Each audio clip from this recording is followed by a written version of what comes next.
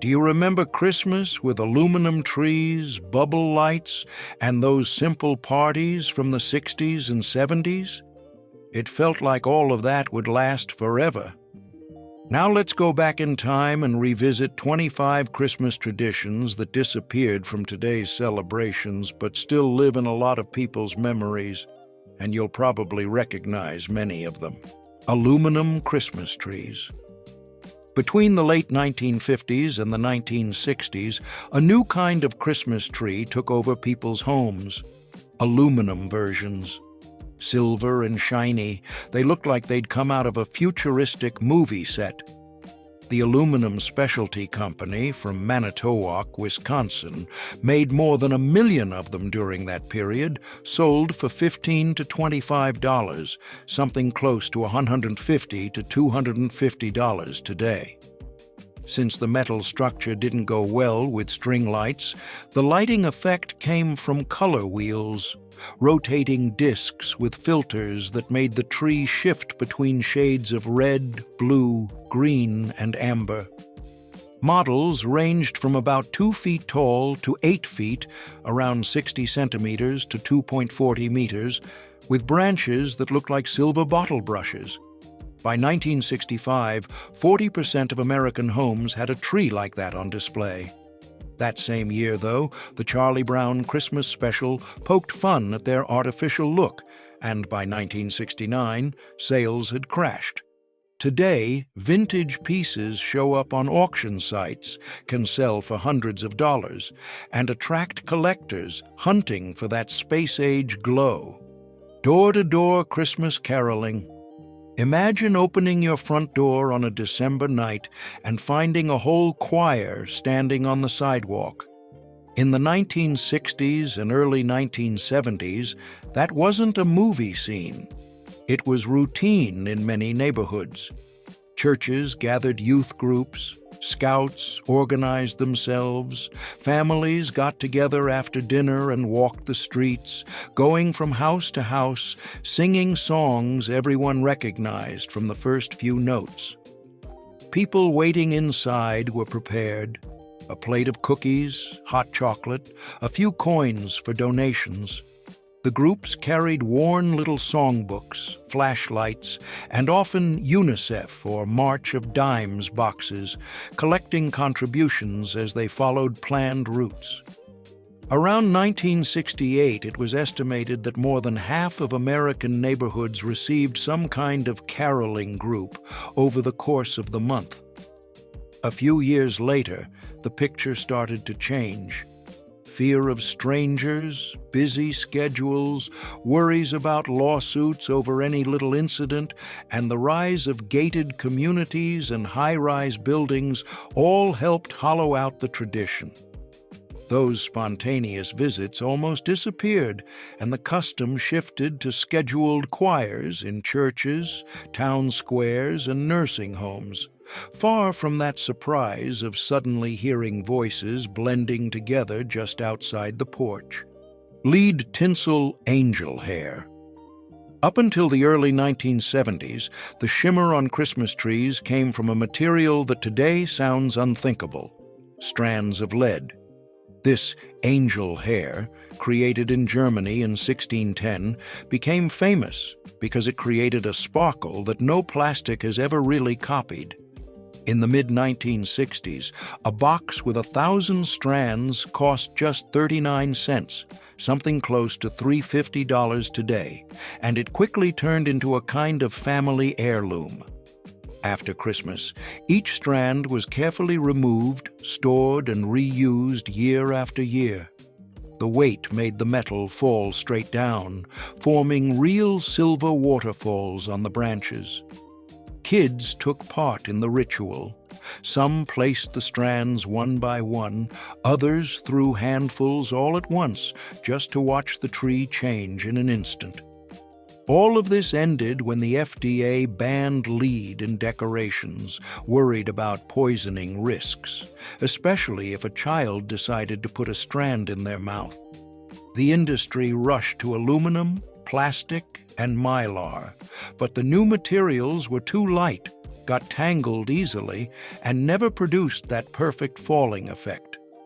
Little by little, many families gave up angel hair, and that heavy, striking sparkle got stuck only in old photos. Christmas Club savings accounts.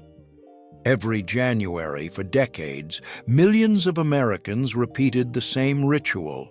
They went to the bank and left a few dollars in a special account, the Christmas Club.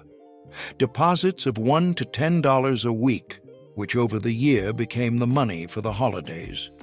By the mid-1960s, more than 14 million people were taking part, adding up to billions without earning interest. The reward came in November, in the form of a check and a feeling of a job well done.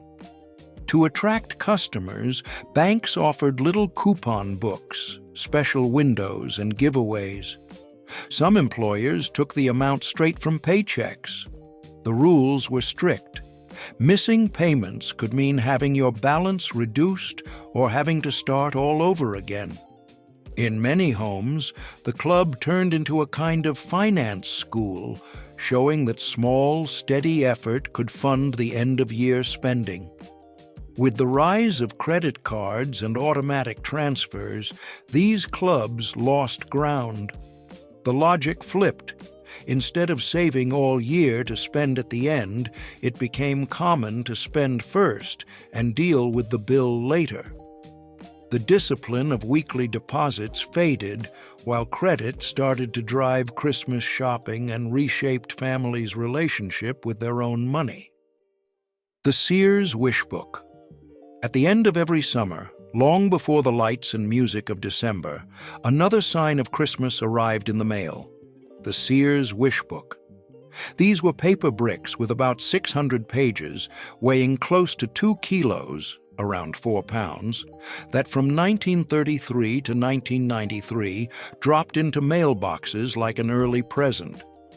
As soon as the book showed up, kids fought over it, flipping through each section and circling their favorite toys with different colored pens, so there'd be no doubt about who wanted what. In 1969, the toy section alone took up 225 pages. Parents used that excitement as a strategy. Santa is watching what you're marking in there. Producing and mailing that catalog cost Sears something like $100 million a year, but for many families in rural areas, it was pretty much their only shopping window. The pages showed toy setups that were hard to recreate in physical stores, and when December finally came, they were already wrinkled, torn, and covered in circles. The last big Christmas edition in 1992 came out right as the internet was starting to change everything, trading the pleasure of flipping through paper for the screen and shortening the wait between choosing and receiving. Department store window displays. At the height of the big department stores, Christmas started in the windows. Chains like Macy's, Gimbel's, Wanamaker's, and Marshall Field's competed to see who could stop more people on the sidewalk. It wasn't enough to cram the glass with products. Every window was a show, planned all year long and paid for with small fortunes. Macy's 1962 display cost $75,000, something close to $750,000 today, just to set up a few feet of scenery. On the other side of the glass, people saw tiny worlds. Figures moved, trains crossed snowy landscapes, lights turned on in sync with music. Families went downtown just to see this free show. Lines wrapped around the block. Parents lifted kids onto their shoulders, and lots of people came back every week to see the new scene. In 1966, Lord & Taylor took the idea to the limit with the Enchanted Forest, packed with dozens of animated animals. This ritual started to fade in the late 1970s. With the rise of suburban malls, foot traffic in city centers collapsed, and those productions started to look like too much expense for too little return. Special window displays got cut from budgets until only a few isolated examples were left in some cities. Real candles on the Christmas tree. Imagine a quiet living room smelling like pine while the family clips tiny white candles onto the branches of the Christmas tree. In the 1960s, especially in homes with German or Scandinavian roots, this ritual was still common, even with the risk of fire literally hanging in the air. Metal holders clipped the candles right at the tips of the branches, waiting for the big moment on Christmas Eve. When the time came, everything turned into a military operation. Buckets of water on the floor, fire extinguishers within arm's reach, someone watching the clock. The candles were lit for just a few minutes, never without an official lookout in the room. Even so, the numbers were scary. In 1964, the National Fire Protection Association recorded around 8,000 Christmas tree fires a year, almost always caused by open flames. Insurance companies put on the pressure, firefighters ran campaigns, but the memory of that warm, flickering glow kept speaking louder. Until, around 1972, many towns banned candles on trees and insurers started refusing coverage in case of fire. Electric lights, safer and more efficient, took over from real flames, pushing that risky tradition into the past. Artificial snow. In the 60s and early 70s, decorating the Christmas tree could mean building winter right inside the living room. Instead of buying a ready-made tree, lots of people turned to DIY artificial snow kits with spray, adhesive, and white fibers. The next step was turning the living room into a workshop. Newspapers covered the floor, safety glasses went on, bowls of mixes were set out, and a tree stood in the center, waiting for its fake snowstorm. With every spray, it wasn't just the branches that changed color. Furniture, curtains, and everyone helping out got pulled into the scene too. Anyone who had a vacuum cleaner with a blower function hooked it up backwards to blast the snow on all at once. The result could be gorgeous or a total letdown, and nobody knew that some of those products contained asbestos, a silent danger. The mess didn't stop at Christmas. Days of cleaning and little snowflakes popping up in random corners of the house. From the mid-70s on, pre-flocked artificial trees started to take over the stores, helped along by debates about aerosols and chemical products. The trend of snowing your own tree faded away, but it still lives in the memories of people who once turned the living room into a snowstorm for one night. Live TV broadcasts of a burning fireplace on Christmas Eve. In 1966, New York station WPIX had an idea that seemed weird at the time: swap movies and specials for a simple log burning in the fireplace at Gracie Mansion, running in a 3-hour loop on Christmas Eve with Christmas music playing over it. The production, shot on 16mm film for about $4,000, looked modest but became a big event. Families without fireplaces gathered in front of the TV as if those artificial flames were really heating up the room. It didn't take long for other stations like WGN in Chicago and KTLA in Los Angeles to copy the formula, and the Yule log ended up beating traditional shows in ratings. Critics said it was the peak of lazy programming, but the audience wanted exactly that simple, steady, almost hypnotic vibe. The film wore out from so much use and had to be reshot in 1970. Later, with cable TV and dozens of channels fighting for attention, the special lost ground and was canceled in 1990. Today, it survives in digital versions on streaming services and online videos, far from that collective experience of a whole city watching the same fireplace. Handmade paper chains. Paper chains used to be a Christmas icon. In classrooms in the 1960s, desks were covered with colored strips while kids raced to see who would add the next link. All you needed was a cheap pack of construction paper, scissors, glue, and some time to turn a rainy afternoon into a marathon of cutting and assembling. At school, classes became rival teams. Who could make the longest chain to stretch across the entire hallway? At home, parents handed out tasks, not just to decorate, but to keep the kids busy on winter break. There were unspoken style rules: red, green, white, repeat, until the chain wrapped all the way around the room. Some improvised with magazine pages, others reused crumpled wrapping paper. Libraries and churches hosted community afternoons just for this. In 1969, a town in Michigan made a chain so long it got into the Guinness Book. A few years later, cheap pre-made garlands took over store shelves, and what used to take hours of patience turned into a distant memory as quick, ready-to-use decorations moved in and slowly changed the look of Christmas. Bubble lights on trees. On mid-20th century Christmas trees, one detail always stood out: bubble lights. Instead of just glowing, they looked alive.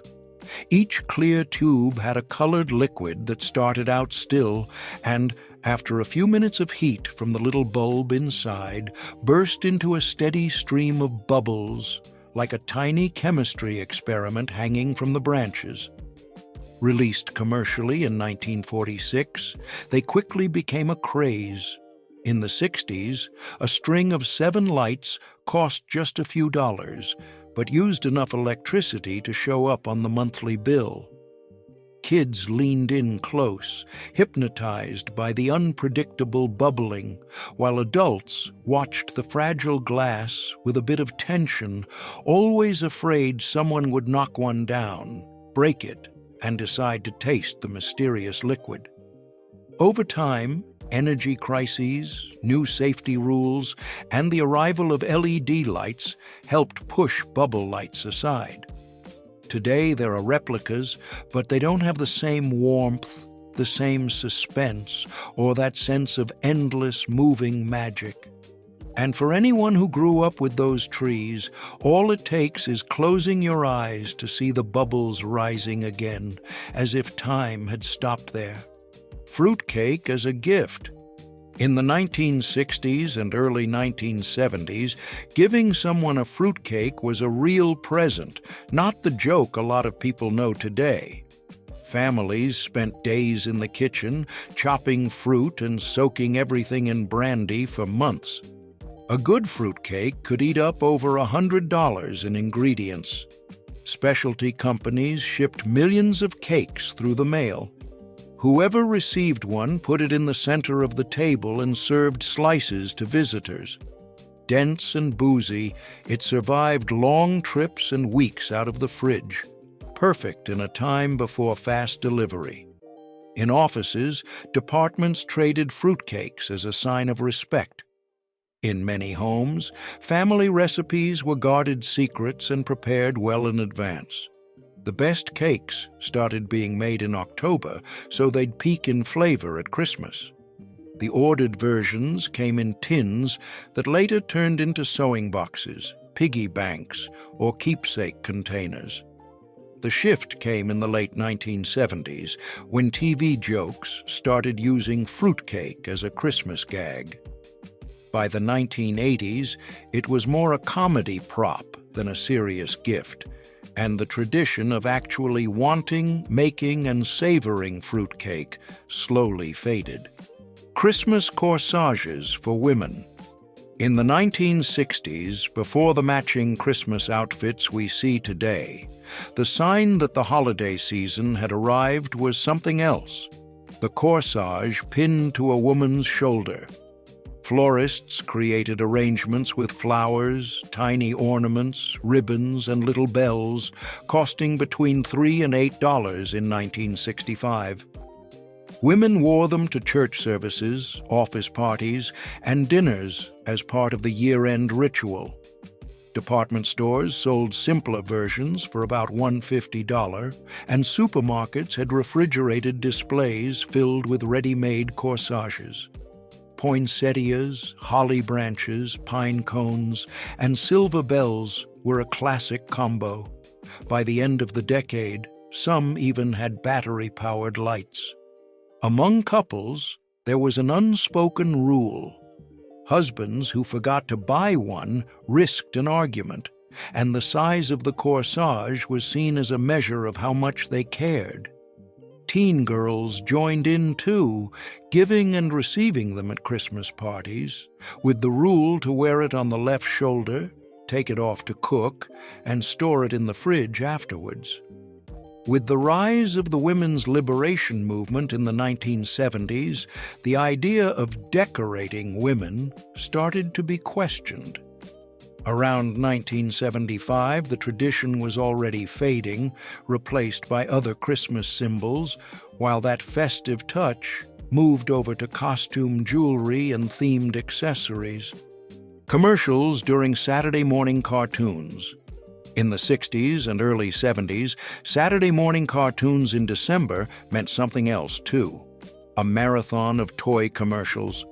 TV networks sold huge ad blocks to the same brands, so the jingles for Rock'em Sock'em Robots, the Easy Bake Oven, or G.I. Joe got stuck in every kid's head. The ads looked like little movies, built-out sets, everything staged to make the toy seem unbeatable. Mattel burned through $15 million just on its 1969 Christmas campaign. A lot of people turned on the TV just to see which toys would pop up and build their wish lists. The thing is, almost nothing in those commercials was real. Camera tricks, sped-up movement, impossible setups, basements turned into battlefields, bedrooms looked like mansions, and down at the bottom, tiny letters, batteries not included. Parents complained, the FTC opened investigations, and in 1978 the group Action for Children's Television managed to push through some limits. Later, cable TV, VCRs, and, eventually, the Internet spread those commercials across the whole year. Today, kids don't have to wait for Saturday morning. The ad is always just a click away. And you? What other traditions from that time can you still remember? Sending Christmas cards. In the 1960s, sending Christmas cards wasn't just a detail, it was a full-on year-end project.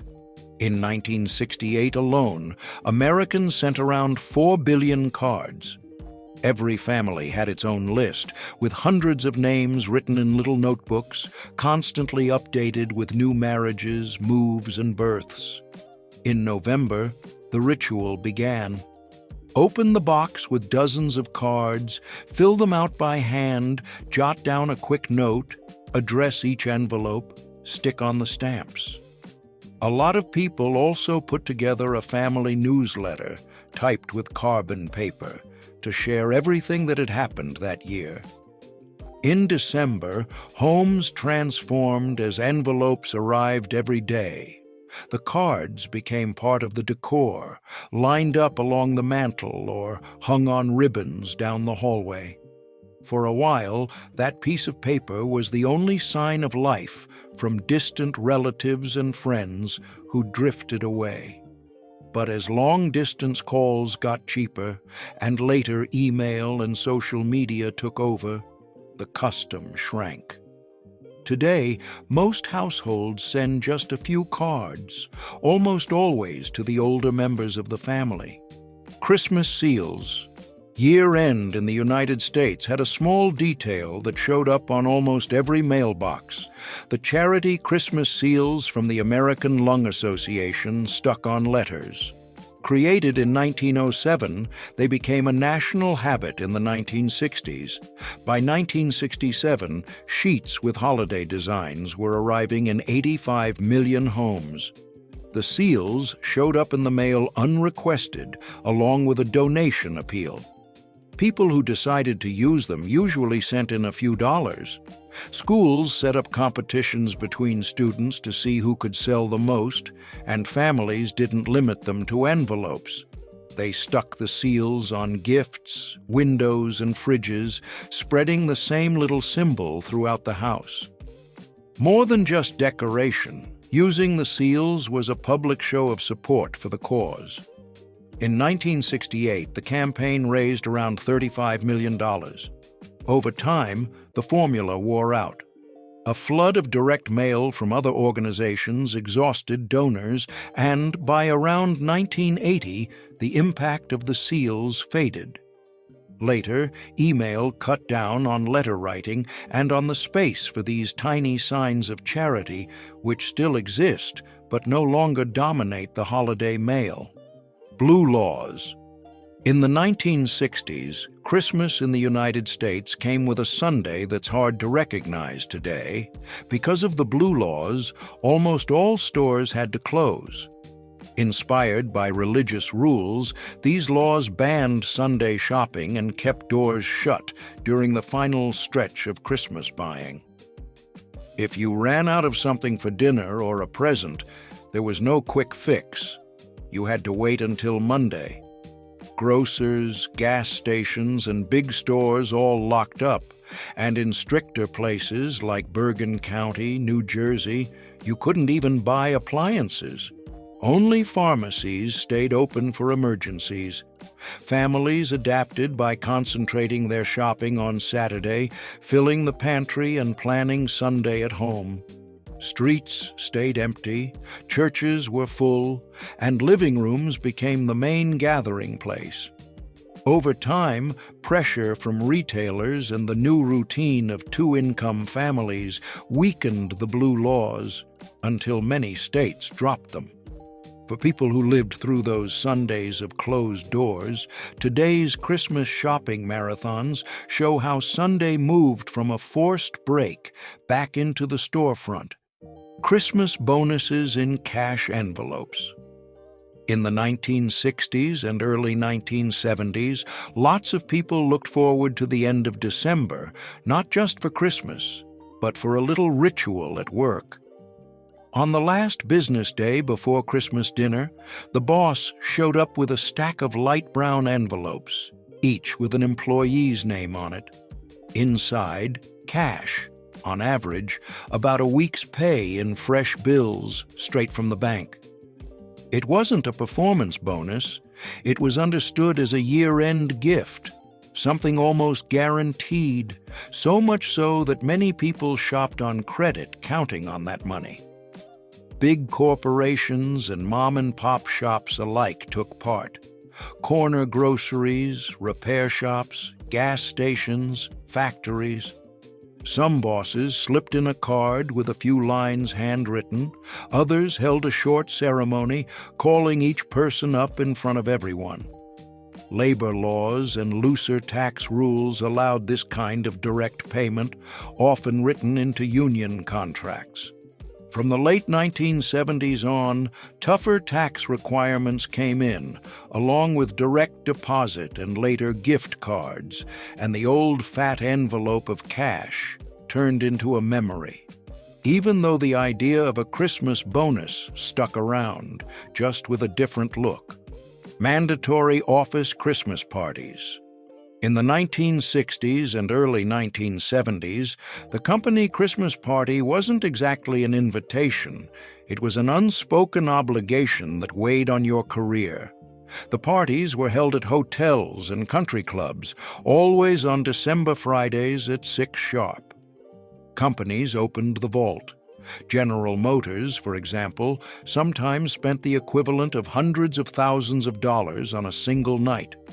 Wives wore evening gowns, husbands rented tuxes, orchestras took the stage, and the bar poured drinks without limits or fear of lawsuits. Dancing with the boss's wife counted almost as much as delivering a solid report. Skipping the event meant months of having to explain yourself.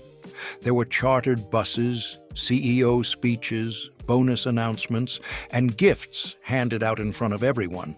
Secretaries got perfume, executives got office accessories. Romances started and ended there, immortalized in not-so-flattering Polaroids. From the mid-1970s on, gender equality issues, drunk driving lawsuits, and economic downturns started to hollow out this model. What survived were the informal, optional get-togethers we see today, shy descendants of those nights when corporate Christmas was almost like a second shift. Cigarettes as Christmas gifts.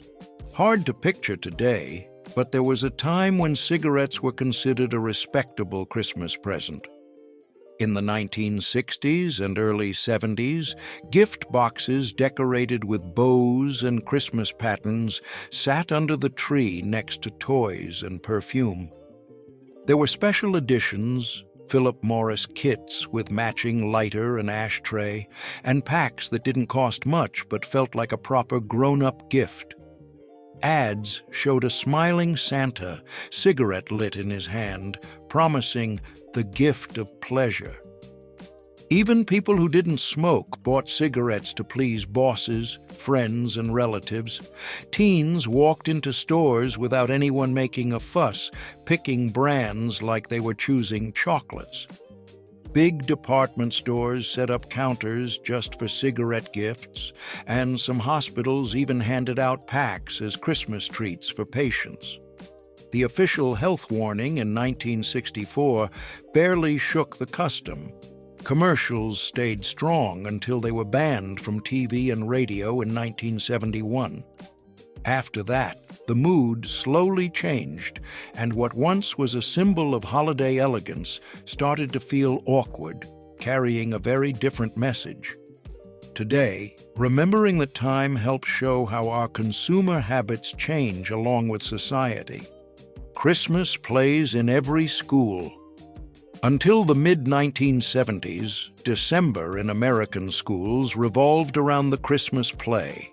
Classes gave way to rehearsals and costume tweaks, and every child went on stage, whether they were Christian or not. Supreme Court decisions on religion and the state still felt distant, and almost no one saw a problem in turning the auditorium into an extension of the neighborhood church. The shows featured nativity scenes, angels, wise men, and religious carols.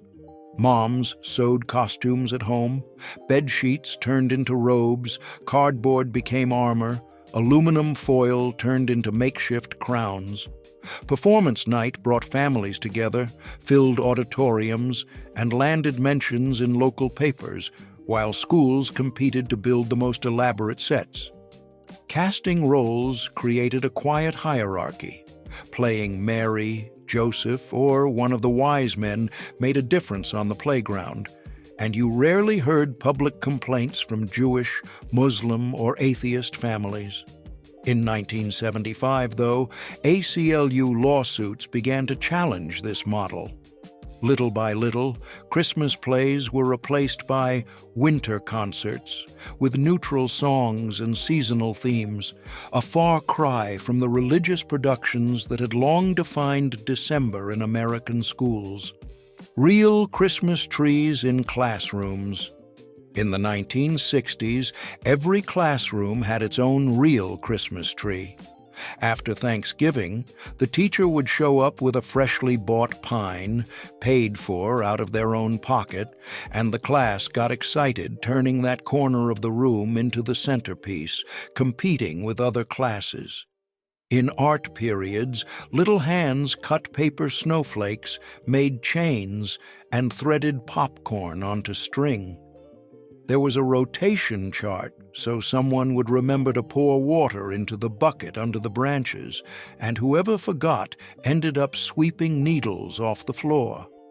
Some teachers even sprayed artificial snow right there, creating a beautiful scene and, at the same time, a huge mess to clean up.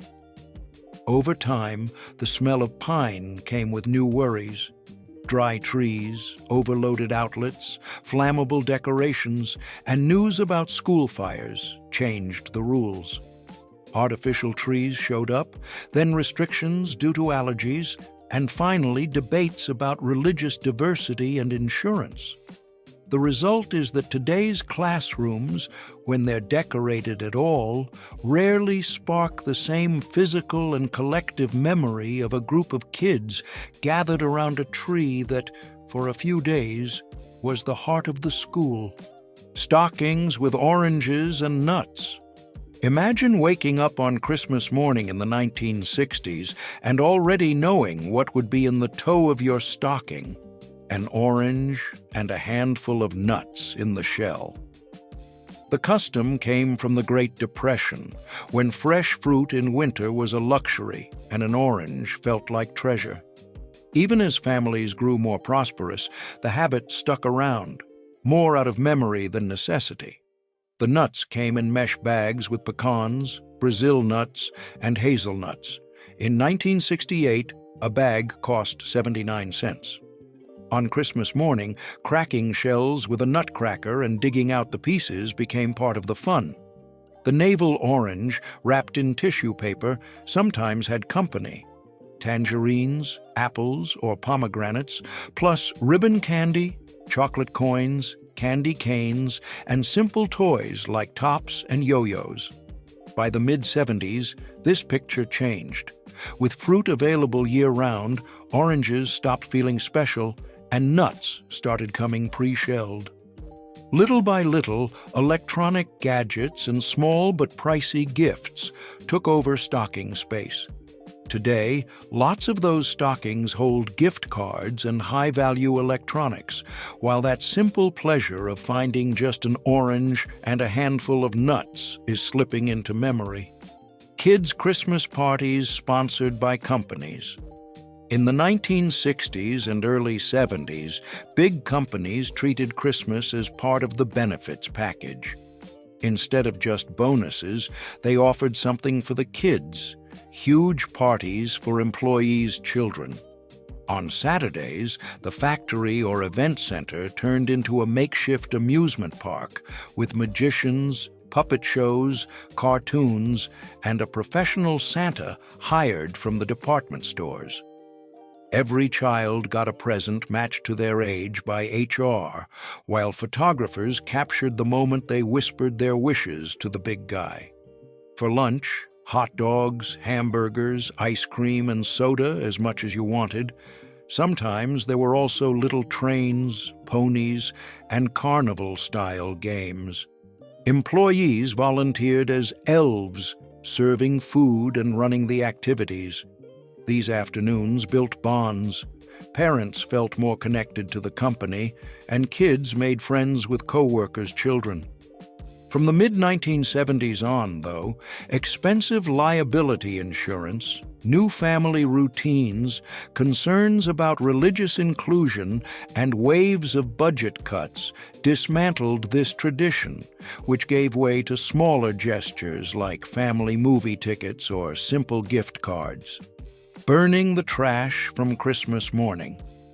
On Christmas morning, right after the sound of ripping paper and the rush of opening presents, another ritual began: gathering up boxes, ribbons, and wrapping paper and taking it all to the fire. In homes with fireplaces or backyard incinerators, the mountain of paper turned into a crackling bonfire, with kids crowding in front of the flames to watch the drawings disappear. In many neighborhoods, the sky was marked by several columns of smoke rising at once, almost like a second, quiet celebration. No one talked about pollution. They just commented on the different colors in the flames when some metallic paper caught fire. In farm areas and small towns, burn barrels turned trash into tall bursts of fire, while fire trucks raced around, putting out the blazes that got out of control. Over the years, environmental laws, recycling campaigns, and packaging designed to last all helped break this habit, trading the quick spectacle of flames for the slower routine of sorting trash and stacking boxes for pickup. Today, for lots of people, that scene lives only in family stories, mixed with the smell of burning paper and the crackle of logs the next morning. Did you enjoy revisiting these Christmas traditions?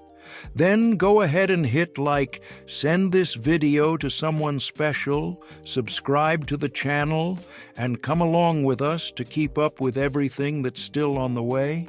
There's a lot of good stuff coming.